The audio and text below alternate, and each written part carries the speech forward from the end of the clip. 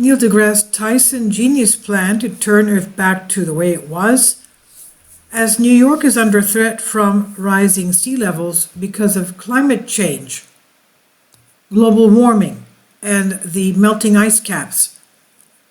Neil deGrasse Tyson made this brilliant suggestion over how Earth can tackle the problem of climate change and rising seas, and he's concerned because his home is in New York and it could be under threat because of the rising sea levels. Callum Hoare Express UK reports global warming and long-term rise in average temperatures of the Earth, the climate system accelerating by increasing burning of greenhouse gases, human beings over the last century.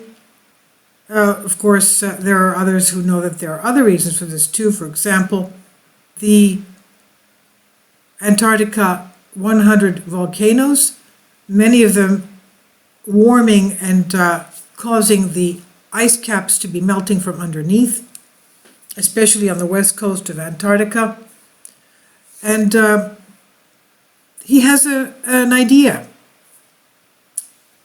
Because of the shocking effects of global warming on the climate and the rising sea levels from the melting polar caps and more frequent extreme weather events, including hurricanes, tsunamis due to the increased level of warm water, threatening to put the U.S. coast underwater, sinking places like New York City, if action is not taken to slow these effects.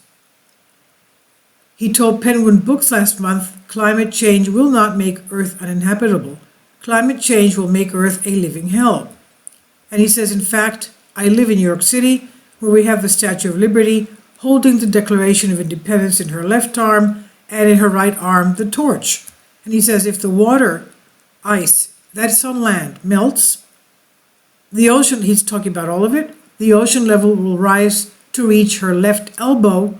So that takes out all of New York City and every other coastal city that we spent thousands of years living on.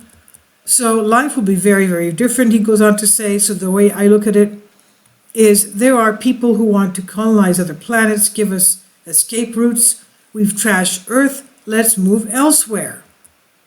And Tyson then talked about the terraforming ideas for Mars, the idea that has been floating around last few years, making it look like and become another Earth. He says Mars on average is 80 degrees below Celsius. So scientists are looking at geoengineering, climate engineering, and warming up Mars and having it suitable enough for people to live on. And the idea raised a bid to warm the planet using solar radiation. And then he says, well, there aren't many places to move. If we were to move to Venus, we would all vaporize. It rotates once every 24 hours, interesting and tipping on its axis like Earth, has polar caps like we do at the moment, and there is evidence of running water. So there's a chance we could terraform Mars, he says, turn something that is not like Earth into something that is like Earth. He says, here's the catch. If you have the power to geoengineer and turn Mars into Earth, then you have the power to geoengineer to turn Earth back into Earth.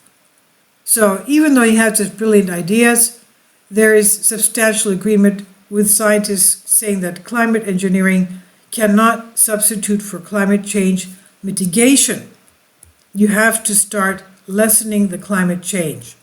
So approaches might be used as accompanying measures to reduce the effects of greenhouse gas emissions, but they say that humans still have to take action to limit the use in the first place. Well, we know that there are people that have created clean energy technology, but unfortunately that's not given to the people of the Earth. If we had the clean energy technology, we could use it, and we would not have to have greenhouse gas emissions. So, research cost benefit, various types of risks of most climate engineering approaches is at an early stage, they say. Well, again, we do have inventions that have been suppressed, unfortunately, having to do with clean, free energy.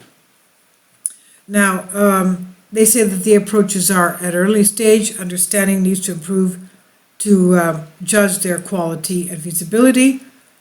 And they said most experts and major reports also advise against relying on climate engineering techniques as the solution to global warming. Part of it is due to the large uncertainties over what effects this can have and side effects this can have for the unforeseen consequences in the future. I suppose they're talking about, for example, aerosol spraying, what we call chemtrail spraying, to block out the sun in order to lessen the heat over the earth. So overall, they say most scientists agree that the risk of the effects of climate change far outweigh the risks of the side effects of climate engineering. That's very dangerous, don't you think? Engineering, climate engineering, very, very dangerous. Anyway, tell me what you think of this.